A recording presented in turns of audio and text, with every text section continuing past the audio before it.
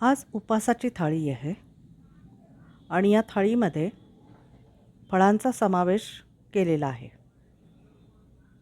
या फळांमध्ये लाल पेरू आहे, छान सुंदर मधुर कलिंगड आहे, कणगी आहे किंवा याला कणगर पण म्हणतात, अळू आहे म्हणजे अरबी म्हणतात, रताळं आहे आणि विशेष म्हणजे हा आहे बटाटा न घालता केलेला उपासाचा पराठा. त्यासोबत आहे चटणी आणि अर्थातच पराठ्यावर तूप आणि चवीला लिंबाचं गोड लोणचं. अशी ही परिपूर्ण थाळी आहे. यामध्ये भरपूर शिजवलेले प्रकार नाही आहेत, तरीसुद्धा पोटभरीचा मेनू आहे आणि यामध्ये फळांचा वापर जास्त प्रमाणात केलेला आहे. नमस्कार, स्वरूप छंदकलामध्ये तुमचं खूप खूप मनापासून स्वागत. या चॅनेलवर वेगवेगळ्या विषयांवरील व्हिडिओज आहेत, ते सर्व बघून घ्या. जे आवडतील त्यांना लाईक शेअर नक्की करा. चॅनेलला सबस्क्राईब करून बेल आयकॉनवर क्लिक केलं की नवीन येणारा प्रत्येक व्हिडिओ तुम्हाला लगेच समजेल. चला तर मग आपण रेसिपीकडे वळू. उपासाचा पराठा बनवायचा आहे, तर त्यासाठी अर्थातच उपासाला लागतात तेच आपल्याला घटक पदार्थ घ्यायचे आहेत. तर इथे मी हे वरीचे तांदूळ घेतलेले आहेत. वरीचे तांदूळ थोडे परतून घ्यायचे, भाजून घ्यायचे आहेत. तसंच साबुदाणासुद्धा आपल्याला भाजून घ्यायचा आहे. रंग बदलेपर्यंत आणि यातलं मॉइश्चर जाईपर्यंत थोडेसेच आपल्याला भाजून घ्यायचे आहेत आणि थंड करायचे आहेत. ते थंड होत आहेत तोपर्यंत पराठ्यासाठी लागणारी चटणी बनवून घेऊया. तर या चटणीसाठी मी इथे खोबरं घेतलं आहे, हिरवी मिरची घेतली आहे, मीठ घेतलं आहे, यामध्ये साखर घालूया, थोडंसं जिरं घातलेलं आहे. हे आमसोल आहे, कोकम सोल म्हणतात, ते घेतलेलं आहे आणि या पद्धतीनं ही चटणी मिक्सरला वाटून घेतलेली आहे. वरीचे तांदूळ आणि साबुदाणा थंड करून नंतर मिक्सरला वाटून घेतलेला आहे आणि इथे हिरवी मिरची, भाजलेले शेंगदाणे आणि जिरं हेही वाटून घेतलं आहे. ही आहेत कणगरं, याला कणगी पण म्हणतात. हे अळू आहे म्हणजे अरबी म्हणतात आणि हे रताळं. तर हे सगळं मी उकडून घेतलेलं आहे. कुकरला उकडून घ्यायचं, स्वच्छ धुवून याची माती वगैरे काढायची आणि कुकरमध्ये उकडत ठेवायचं. उकडत ठेवताना यामध्ये मीठ घालायचं.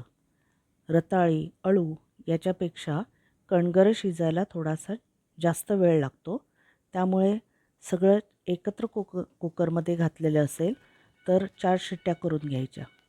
कुकरमध्ये ठेवलं तर शिजलं आहे का हे पुन्हा पुन्हा पाहण्याची गरज लागत नाही, त्यामुळे काम पटकन होऊन जाईल. तुम्हाला वेगळं पातेलीत शिजवायचं असेल तर तसंही शिजवलेलं चालतं.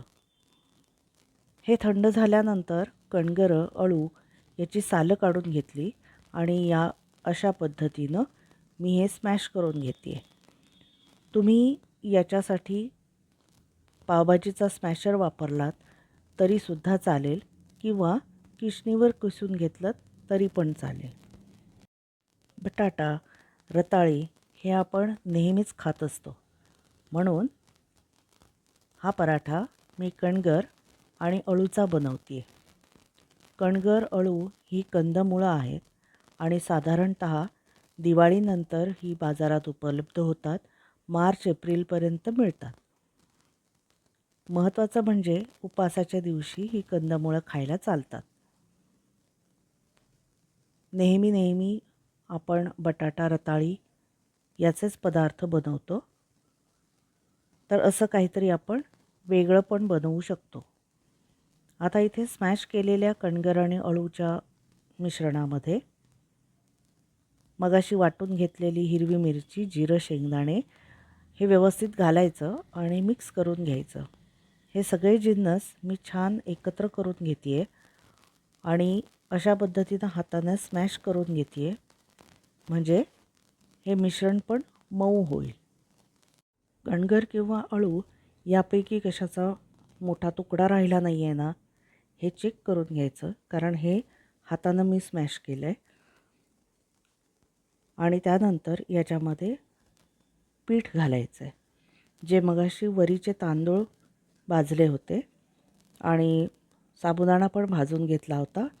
त्याचं मिक्सरला वाटून जे पीठ केलेलं आहे ते यामध्ये मी समप्रमाणात घेतलं आहे. म्हणजे 1 वाटी साबुदाण्याचं पीठ घेतलं तर 1 वाटी वरीच्या तांदळाचं पीठ घ्यायचं आहे. दोन्ही पिठं समप्रमाणात वापरायची आहेत. पिठं वापरत असताना या मिश्रणामध्ये जितकं पीठ लागणार आहे तेवढं वापरायचं आहे. पण पीठ घेताना जसं म्हटलं तसं की पीठ समप्रमाणात घ्यायचं आहे. छान मिक्स करायचं. अजून इथे पीठ लागणार आहे, त्यामुळे याच्यात मी पुन्हा पीठ घालते.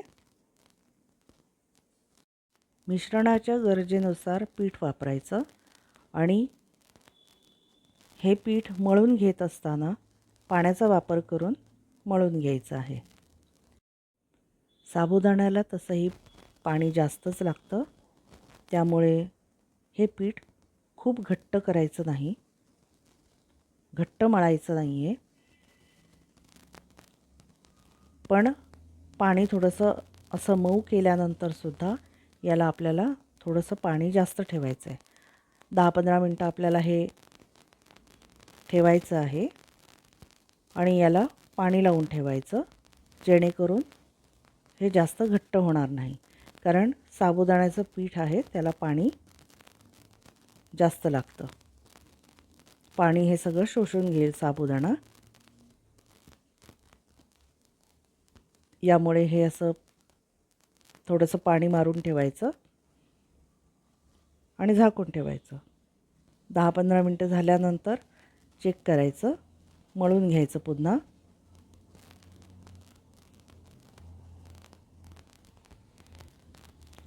यामध्ये थोडंसं घट्ट वाटतं आहे म्हणून मी परत पाणी लावणार आहे. अशा पद्धतीनं हे पुन्हा मळून घ्यायचं पाणी लावून आणि मऊ करायचं.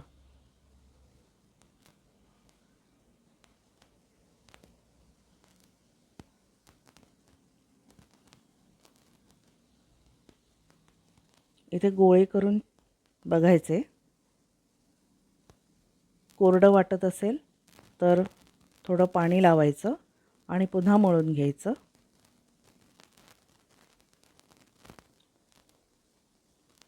थोडंसं चिकचिकीत पण लागतं आहे. याला मी पुन्हा पाणी लावून घेते आहे. पाणी लावून मऊ केल्यानंतर हाताला हे अजिबात चिकटणार नाही. वा, छान मस्त झालं आहे. हे मिश्रण अजिबात हाताला चिकटत नाही आहे. म्हणजे आता ह्याचे पराठे खूप छान होतील.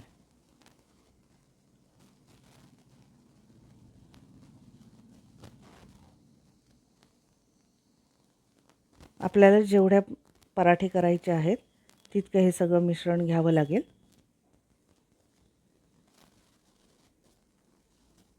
हे पराठे खायला आपण नेहमीच्या पराठ्यांसारखंच दह्याबरोबर खाऊ शकतो, पण इथे मी चटणी पण केलेली आहे.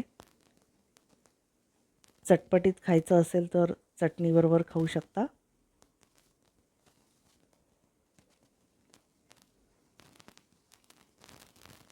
असं व्यवस्थित मऊ मऊ करून घ्यायचं पीठ आणि पराठा लाटून घ्यायचा. इथे पराठा लाटण्यासाठी मी जे पीठ घेतलेलं आहे लावायला ते सुद्धा वरीचे तांदूळ आणि साबुदाणा पीठ या दोघांचंही मिश्रण घेतलेलं आहे. ते छान आपल्याला लाटून घ्यायचे आहेत आणि मस्त तूप लावून तव्यावर भाजून घ्यायचे.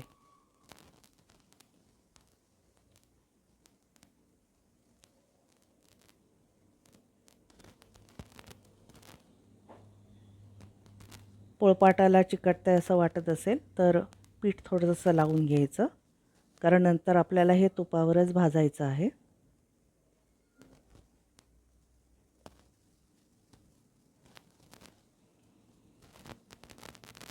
आणि हलक्या हातानेही लाटून घ्यायचे.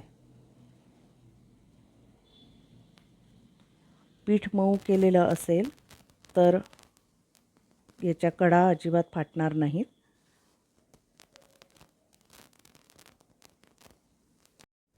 पराठा खूप जाड पण लाटायची गरज नाही. आपण नेहमी जसा करतो तसा खूप पातळ पण नाही आणि जाड पण नाही, अशा पद्धतीनं आपण लाटून घ्यायचा. हे सगळं खूप सोपं व्हावं म्हणून हे पीठ मऊ ठेवायचं. एक बाजू तव्यावर थोडीशी शेकून घ्यायची आणि नंतर हे पलटवून घ्यायचं. पण या पद्धतीनं तूप लावूनसुद्धा आपण पलटवून घेऊ शकतो. म्हणजे असं केलं तर पराठ्याच्या कडेनं तूप सोडायची गरज नाही, डायरेक्ट तव्याला तूप लागतं. मध्यम आचेवर आणि दोन्ही बाजूने तूप लावून हा पराठा खरपूस भाजून घ्यायचा. पराठा खरपूस भाजला तरीसुद्धा मऊ राहतो आणि अर्थातच मिरची वगैरे आपण घातलेली असल्यामुळे चवही खूप सुंदर लागते. वरीच्या तांदळाचं आणि साबुदाण्याचं पीठ आपल्याला शक्य असेल तितकं बारीक करायचं.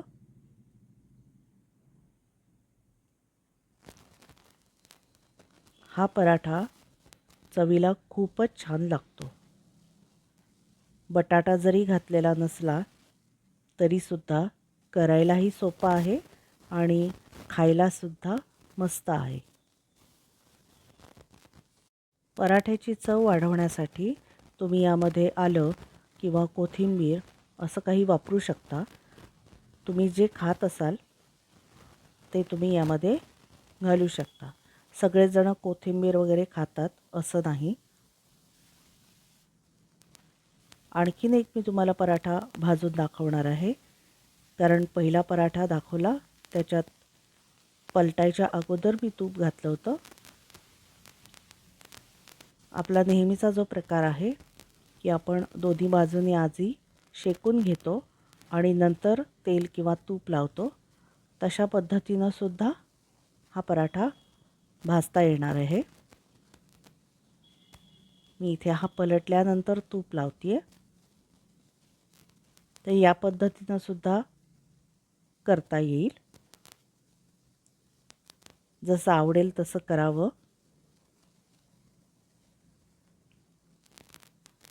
हा वेगळ्या प्रकारचा आणि स्वादिष्ट पराठा तुम्हीसुद्धा कधीतरी करून बघा. सगळ्यांना नक्की आवडणार आहे आणि कुणालाही विश्वासही बसणार नाही की हा बटाटा न घालता केला आहे. हा अभिनव पराठा तुम्हाला जर आवडला असेल तर ह्या व्हिडिओला लाईक नक्की करा आणि जास्तीत जास्त शेअर पण करा, जेणेकरून बाकीचे सुद्धा अशा पद्धतीनं पराठा करून खातील. आणि हो, चॅनेलला पण लगेच सबस्क्राईब करा, जेणेकरून याच्या पुढे सुद्धा जे व्हिडिओज येतील त्यातून तुम्हाला नवीन नवीन कल्पना बघायला मिळतील. वेगळे पदार्थ किंवा क्राफ्टमध्ये सुद्धा नवीन नवीन डिझाईन्स आणि सुटसुटीत डिझाईन्स बघायला मिळतील. लाल पेरू चवीला खूप छान आहे आणि याच्याबरोबर कलिंगडसुद्धा घेतलं आहे कापून. कलिंगड कसं कापावं याच्यासाठी वेगळा व्हिडिओ आहे, तो पण तुम्ही बघून घ्या. कलिंगड नेमकं कसं कापावं, त्यातल्या बिया काढून आपण खायला देताना कसं द्यावं, या संबंधीचा डिटेल व्हिडिओ केलेला आहे. चला तर आता आपण हे उपासाचे पदार्थ खाऊन घेऊया आणि पुन्हा भेटूया पुढच्या व्हिडिओमध्ये असाच एखादा छानसा विषय घेऊन. तोपर्यंत बाय बाय.